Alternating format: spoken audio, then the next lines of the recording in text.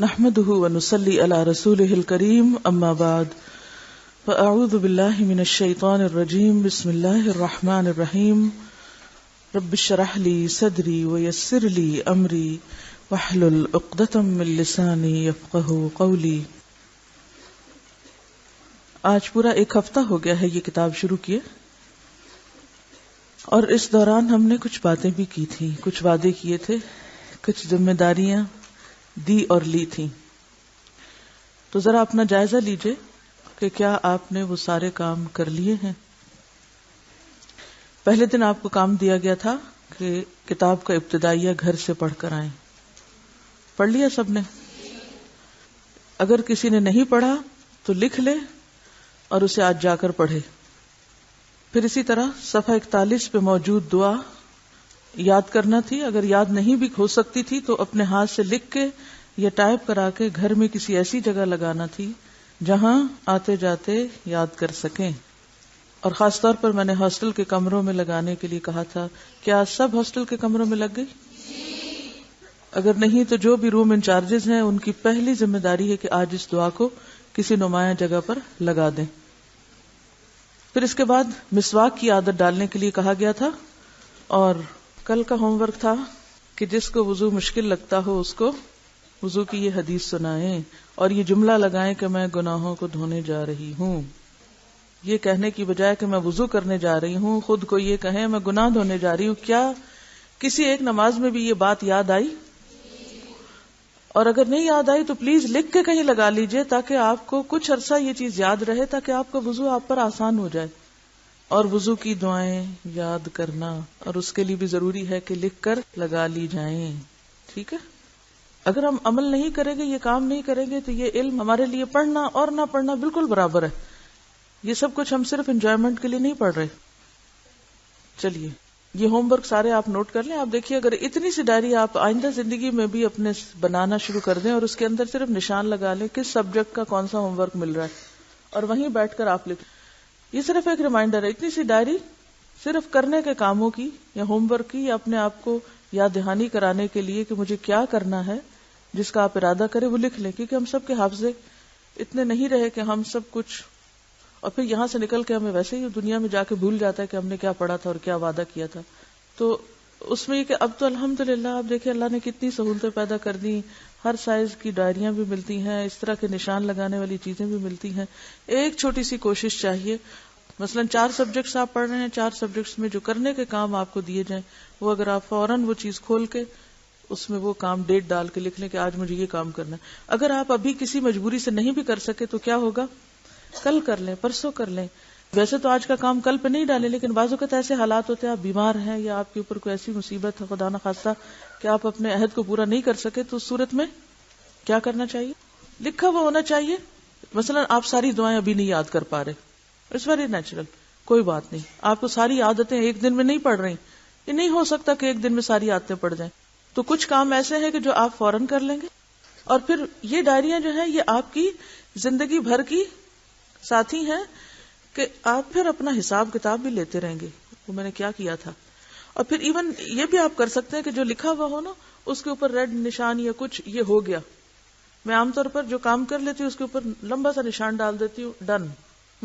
اور جو نہیں ہوا اس کو چھوڑ دیتی ہوں، اس کو بعض اوقات ریڈ مارک کر لیا یا کچھ، تاکہ وہ مسلسل ہمارے سر پہ رہے کہ یہ کرنا ہے.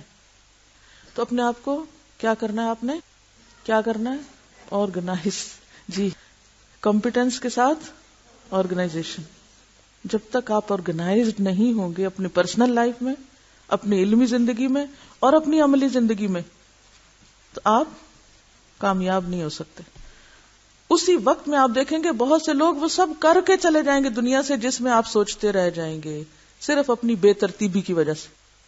تب آپ کہتے ہوں گے یہ روز آ کے فالتو باتیں زیادہ کرتی ہیں اور پڑھائی تک کم کراتی ہیں.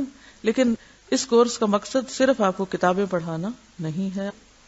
چلیے آج ہم پڑھیں گے موضوع پر مسح کرنے کا بیان.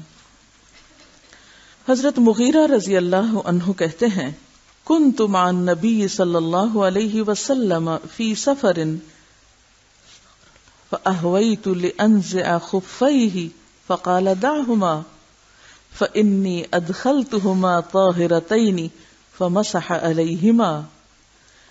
ایک سفر میں میں نبی صلی اللہ علیہ وسلم کے ہمراہ تھا. میں نے وضو کے وقت چاہا کہ آپ کے دونوں موزے اتار دوں.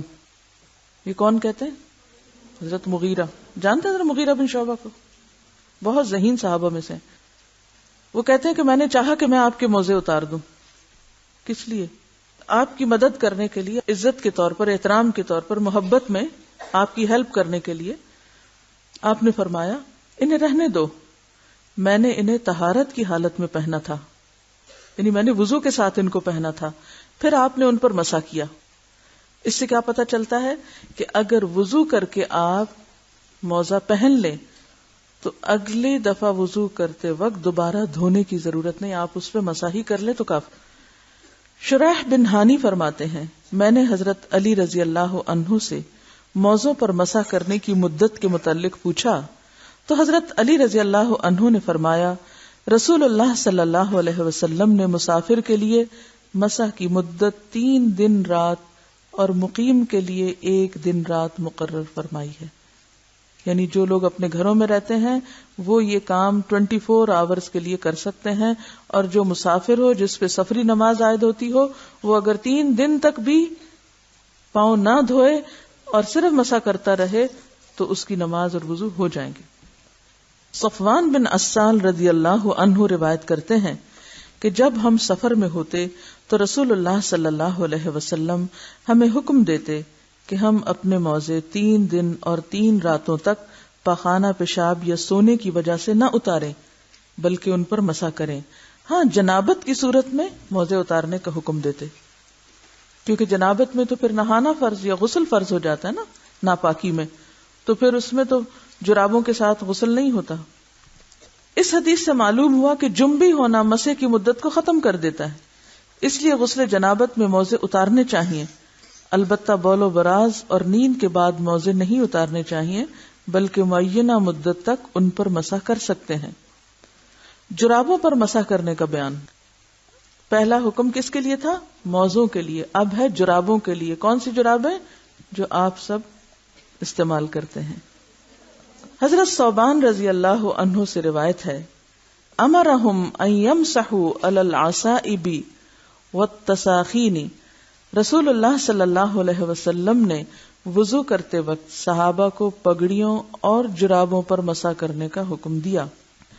صحابہ رضی اللہ عنہم کا جرابوں پر مسح کرنا.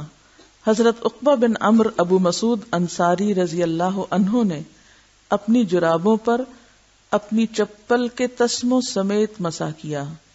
عمر بن حریث رضی اللہ عنہ فرماتے ہیں حضرت علی نے پیشاب کیا، پھر وضو کرتے ہوئے آپ نے اپنی جرابوں پر جو جوتوں یعنی چپلوں میں تھی مسح کیا. ابن حزم نے 12 صحابہ کرام سے جرابوں پر مسح کرنا ذکر کیا ہے، جن میں عبداللہ بن مسعود، سعد بن ابی وقاص، عمر بن حریث بھی شامل ہیں.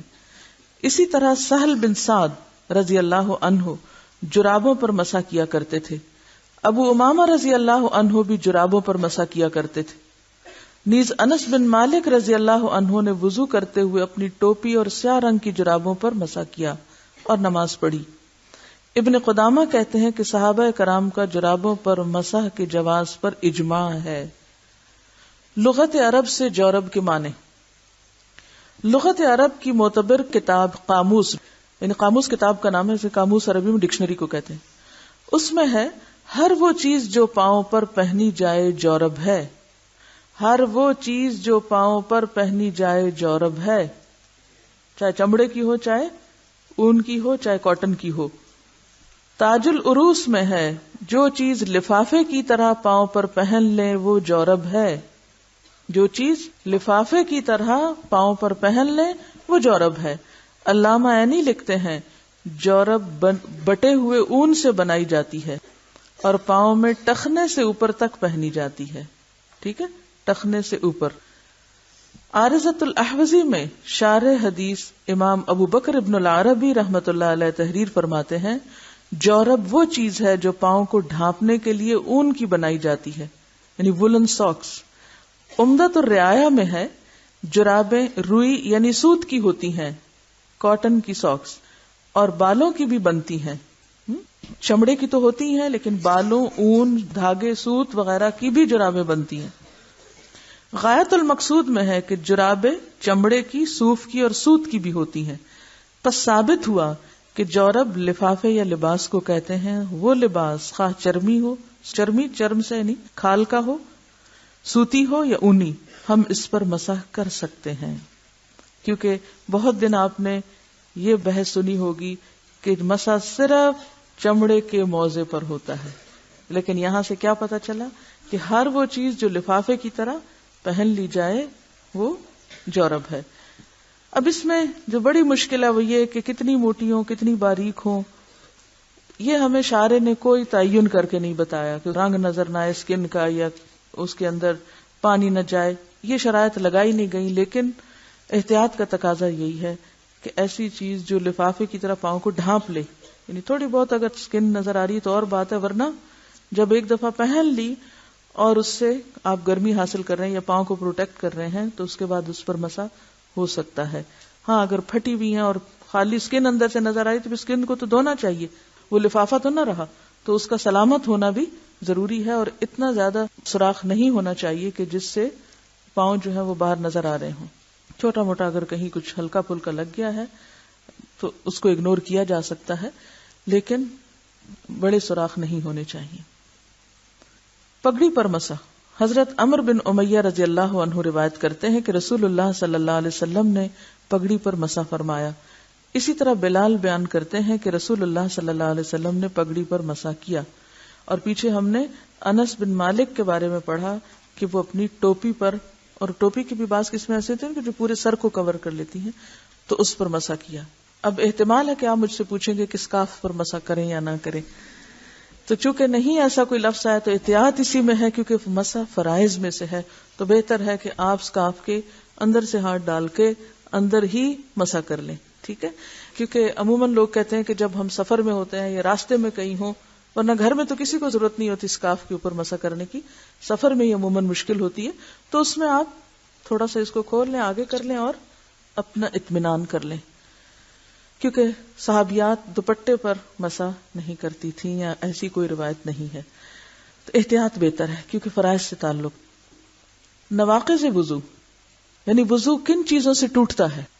حضرت ابن عمر رضی اللہ عنہ روایت کرتے ہیں کہ رسول اللہ صلی اللہ علیہ وسلم نے فرمایا لا تقبل صلاة بغیر طہور، وضو کے بغیر نماز قبول نہیں کی جاتی. حضرت ابو ہریرہ رضی اللہ عنہ سے روایت ہے کہ رسول اللہ صلی اللہ علیہ وسلم نے فرمایا جس شخص کا وضو ٹوٹ جائے جب تک وہ وضو نہ کرے اللہ تعالیٰ اس کی نماز قبول نہیں کرتا. اب کن چیزوں سے وضو ٹوٹتا ہے؟ مزی خارج ہونے سے وضو ٹوٹنا. حضرت مقداد رضی اللہ عنہ نے رسول اللہ صلی اللہ علیہ وسلم سے دریافت کیا کہ مزی خارج ہونے سے غسل واجب ہوتا ہے یا نہیں، تو آپ نے فرمایا مزی خارج ہونے سے غسل واجب نہیں ہوتا، اپنا عضو مخصوص دھو ڈال اور وضو کر، یعنی استنجا کرنا کافی ہے، نہانا ضروری نہیں.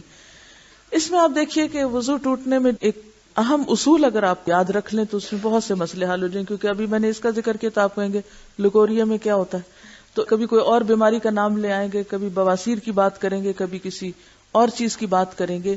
تو ایک اہم اصول ہے کہ سبیلین سے جو کچھ بھی نکلتا ہے اس سے وضو ٹوٹ جاتا ہے. سبیلین دو راستوں کو کہتے ہیں، یعنی جو یورین کا راستہ ہے یا پخانے کا راستہ ہے، اس میں سے کچھ بھی نکلے، چاہے وہ خون نکلے، چاہے وہ پانی نکلے، چاہے وہ چپکتا ہوا پانی ہو، چاہے وہ لکوریا کہیں اس کو، کوئی بھی نام آپ اس کو دیں، یا ایون ہوا خارج ہو، تو اس سے وضو ٹوٹ جاتا ہے. یہ ایک اہم ترین اصول ہے. اگر آپ کو یہ یاد رہے تو پھر ہر ایک نئے نام کے ساتھ کچھ سوال کرنے کی ضرورت پیش نہیں آئے گی. تو کچھ بھی نکلے جو جسم پر محسوس ہو تو اس کو دھو کر، یا اگر دھونے کا موقع نہ ہو تو ٹشو سے صاف کر کے. میں اس لیے موقع کی بات کر رہی ہوں کہ عام طور پہ گھر میں تو سہولت ہوتی ہے، لیکن بعض اوقات آپ سفر میں ہیں، استنجے کا موقع نہیں ہوتا، تو ایسی صورت میں ایسی خواتین جن کو مسلسل ایسا ڈسچارج ہوتا ہے وہ پیڈ یا ٹشو استعمال کر کے وضو سے پہلے اس کو ہٹا دیں اور تازہ وضو کر لیں، چاہے ان کا ویسے وضو ہو بھی. تو چونکہ سبیلین سے کچھ بھی نکلے تو وضو نہیں رہتا، اس لیے اس نجاست کو صاف کرنا بھی ضروری ہے اور اس کے ساتھ دوبارہ وضو کرنا بھی۔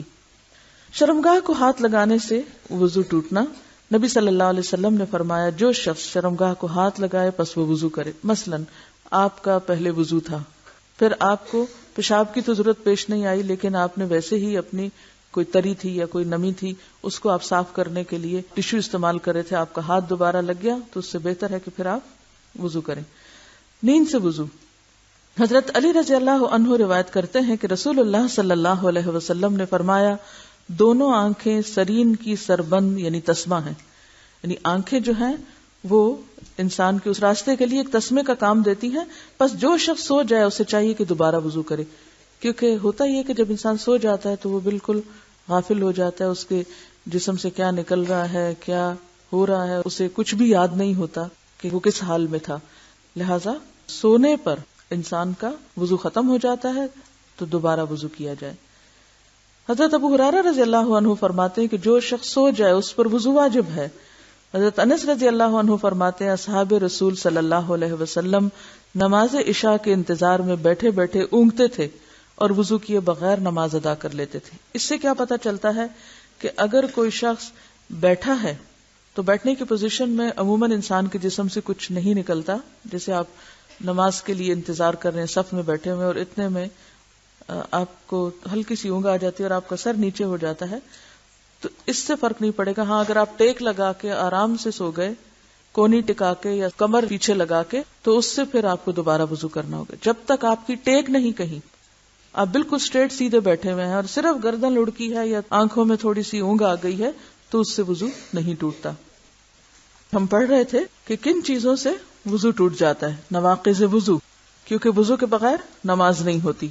تو پہلی چیز ہم نے پڑھی مزی خارج ہونے سے، دوسری چیز استنجا کرنے سے یا شرمگاہ کو ہاتھ لگانے سے، تیسری چیز سو جانے سے، اور چوتھی چیز ہے ہوا خارج ہونے سے۔ رسول اللہ صلی اللہ علیہ وسلم کے سامنے ایک ایسے شخص کی حالت بیان کی گئی جسے خیال آیا کہ نماز میں اس کی ہوا خارج ہوئی ہے، تو نبی صلی اللہ علیہ وسلم نے فرمایا نماز اس وقت تک نہ توڑے جب تک ہوا نکلنے کی آواز نہ سنے یا اسے بدبو محسوس نہ ہو، یعنی محض شک کی بنیاد پر یا وہم کی بنیاد پر یا جسم میں ایسے ہی کوئی سرسراہٹ ہوئی ہے اس کی بنیاد پر وہ یہ نہ سمجھے کہ اس کا وضو چلا گیا ہے جب تک کہ واضح علامت نہ ہو۔ اب بعض اوقات یہ دو علامتیں بہت واضح نہیں ہو سکتی، لیکن انسان کو یہ پتہ چل جاتا ہے کہ اس کے جسم سے ہوا نکلی ہے، تو اس وقت اس کا وضو نہیں رہے گا، لیکن محض وہم کی بنیاد پر نماز نہیں توڑنی چاہیے، کیونکہ بعض لوگ وضو کر ہی نہیں پاتے، 10 15 دفعہ وضو کرتے رہتے ہیں کہ شاید ان کے جسم سے پھر کچھ نکل آیا، تو وہ صرف شیطان کا وسوسہ ہوتا ہے، اس کو اہمیت نہیں دینی چاہیے، بس ایک دفعہ صحیح طور پر وضو کر لینا چاہیے، اور اگر یہ دو علامتیں محسوس ہوں وضو کے دوران یا پھر نماز کے دوران تو دوبارہ وضو کر لینا چاہیے۔ قے، نکسیر اور وضو۔ نکسیر کیا ہوتا ہے؟ ناک سے قطرہ قطرہ خون ٹپکنا۔ قے یا نکسیر آنے سے وضو ٹوٹ جانے والی روایت کو جو بلوغ المرام اور ابن ماجہ میں ہے، امام احمد اور دیگر محدثین نے ضعیف کہا ہے، بلکہ اس سلسلے کی تمام روایات سخت ضعیف ہیں، لہذا برات اصلیہ پر عمل کرتے ہوئے یہ کہا جا سکتا ہے کہ خون نکلنے سے وضو فاسد نہیں ہوتا، یعنی سبیلین سے خون نکلے پھر تو فاسد ہوگا، لیکن اگر ناک سے ٹپک پڑا یا دانت سے نکل آیا یا کوئی چھوٹا موٹا کٹ لگ گیا تو پھر کیا ہو؟ اس پہ جتنی روایات ہیں عام طور پر جس پر عمل ہوتا ہے وہ ضعیف ہیں۔ اس کے برعکس اب یہاں وہ دلیل دیتے ہیں کہ اس کی تائید اس واقعے سے بھی ہوتی ہے جو غزوہ ذات الرقاع میں پیش آیا، جب ایک انصاری صحابی رات کو نماز پڑھ رہے تھے، کسی دشمن نے ان پر 3 تیر چلائے جن کی وجہ سے وہ سخت زخمی ہو گئے اور ان کے جسم سے خون بہنے لگا، مگر اس کے باوجود وہ اپنی نماز میں مشغول رہے، یعنی انہوں نے تیر لگنے سے جو خون نکلنے لگا تو اس بنا پر نماز نہیں توڑی، نماز جاری رکھی۔ یہ ہو ہی نہیں سکتا کہ رسول اللہ صلی اللہ علیہ وسلم کو اس واقعے کا علم نہ ہوا ہو، یا آپ کو علم ہوا اور آپ نے انہیں نماز لوٹانے یا خون بہنے سے وضو ٹوٹ جانے کا مسئلہ بتایا مگر ہم تک یہ خبر نہ پہنچی ہو۔ ٹھیک ہے، یعنی یہ اتنا اہم واقعہ تھا کہ ایسا نہیں ہو سکتا کہ ایک صحابی کو تیر لگے ہوں اور آپ کو بتایا نہ گیا ہو، اور پھر یہ نہ بتایا گیا کہ وہ اس وقت نماز پڑھ رہے تھے، اور پھر یہ ہے کہ آپ نے انہیں یہ نہ کہا ہو کہ تم نے نماز کیوں جاری رکھی۔ تو یہ نہیں ہو سکتا کہ اتنی بڑی بات ہو اور ہمیں کسی نے پہنچائی نہ ہو یا یہ ذکر نہ کی ہو۔ پھر اگلی روایت ہے اسی طرح جب حضرت عمر رضی اللہ عنہ زخمی کیے گئے تو آپ اسی حالت میں نماز پڑھتے رہے، حالانکہ آپ کے جسم سے خون جاری تھا. یعنی جب آپ کی شہادت ہوئی ہے تو اس موقع پر جب آپ کو زخمی کیا گیا تو اس وقت بھی آپ نے نماز نہیں توڑی، حالانکہ خون نکل رہا تھا. تو اگر نماز جاری رکھی تو اس کا مطلب یہ تھا کہ خون نکلنے سے ان کے خیال میں وضو نہیں ٹوٹا. اس سے معلوم ہوا کہ خون کا بہنا ناقض وضو نہیں ہے. رسول اللہ صلی اللہ علیہ وسلم نے فرمایا کہ اگر نماز میں وضو ٹوٹ جائے تو ناک پر ہاتھ رکھ کر لوٹو، وضو کرو اور پھر نماز پڑھو. یعنی اگر جماعت میں آپ نماز پڑھ رہے ہیں اور آپ کو وضو نہیں رہا اور آپ صف توڑ رہے ہیں نکلنے کے لیے، کیونکہ اب آپ نماز جاری نہیں رکھ سکتے، تو اب کیا ہوگا؟ آپ ایسے ہی نہیں نکلے بلکہ آپ اپنے ناک پر ہاتھ رکھ لیں، جس سے دوسرے نمازیوں کو یہ پتا چل جائے کہ آپ وضو باقی نہ رہنے کی وجہ سے صف توڑ کے نکل رہے ہیں اور آپ کو وضو کی ضرورت ہے تو آپ کو جگہ دی جائے. تیمم کا بیان. پانی نہ ملنے کی صورت میں طہارت کی نیت سے پاک مٹی کا قصد کر کے اسے اپنے ہاتھوں اور منہ پر ملنا تیمم کہلاتا ہے.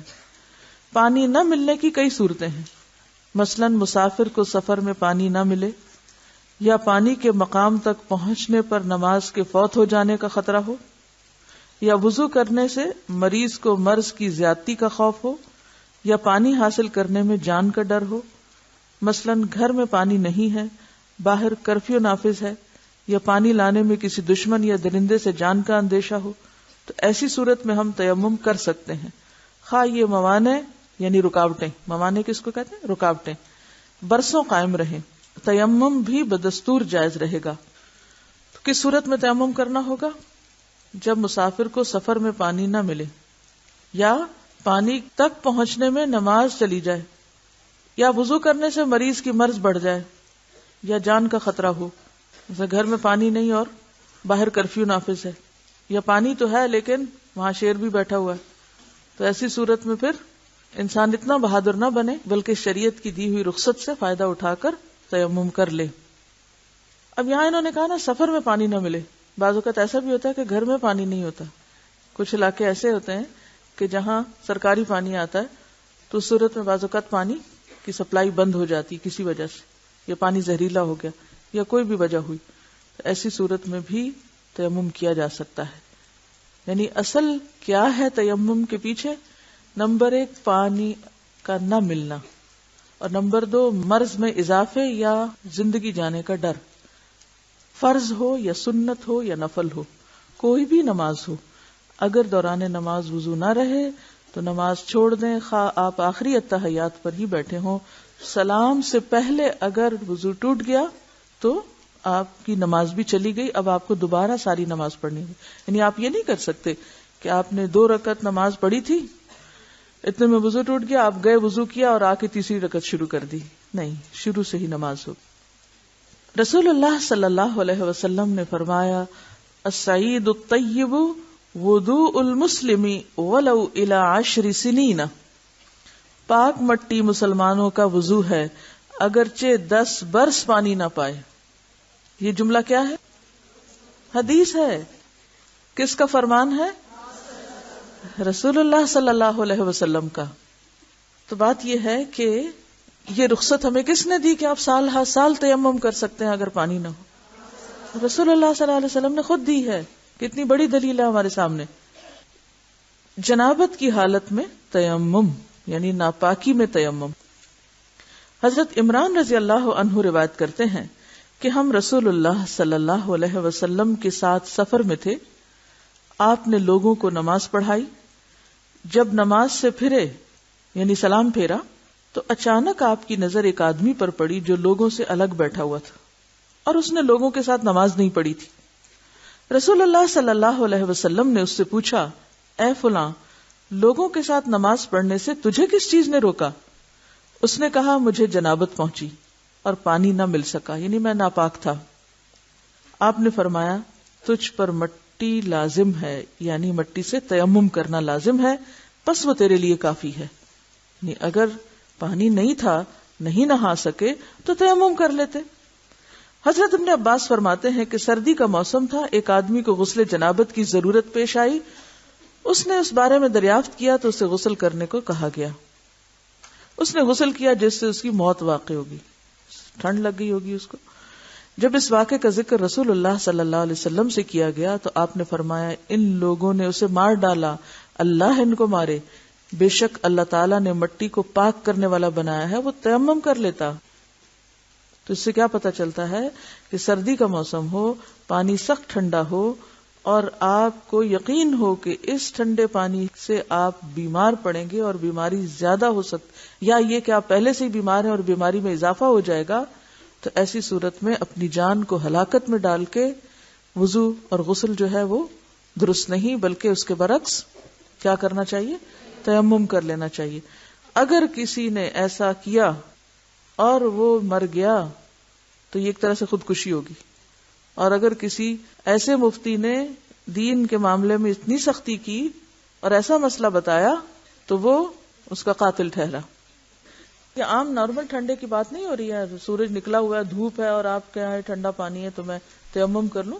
یہ اس ٹھنڈ کی بات ہے کہ جس میں برف باری ہو رہی ہے باہر, یا یہ کہ سخت سردی کا موسم ہے, کوئی نہ سورج ہے نہ آگ مناسب ہے تاپنے کے لیے, سیکنے کے لیے, اور نہانے سے آپ کا جسم ایسا ٹھنڈا ہو جائے کہ آپ مرنے والے ہو جائیں یا آپ کی بیماری بڑھ جائے, تو وہ درست نہیں ہے. تو ایسی صورت میں وضو اور نہانے دونوں کے لیے تیمم کافی ہو جائے گا. حضرت عبداللہ بن عمر رضی اللہ عنہ نے فرمایا اگر زخم پر پٹی بندھی ہوئی ہو تو وضو کرتے وقت پٹی پر مسح کر لے اور ارد گرد کو دھو لے. معلوم ہوا کہ اگر کسی کمزور یا بیمار آدمی کو احتلام ہو جائے اور غسل کرنا اس کے لیے ہلاکت یا بیماری کا موجب ہو تو اسے تیمم کر کے نماز پڑھ لینی چاہیے. نیز یہ بھی ثابت ہوا کہ زخم اور پھوڑوں وغیرہ پر مسح کر لینا درست ہے. محتلم یعنی احتلام والا, حائضہ اور نفاس سے فارغ ہونے والی عورتیں. نفاس کیا ہوتا ہے؟ بچے کی پیدائش کے بعد حیض ہی کی طرح خون کا جاری رہنا, جو عام طور پر اس کی مدت 40 دن ہوتی ہے, جس میں کمی بیشی اوپر نیچے ہوتا رہتا ہے. وہ شخص بھی یعنی نفاس سے فارغ ہونے والی عورت, وہ بھی وقت ضرورت تیمم کر کے نماز پڑھ سکتی ہے.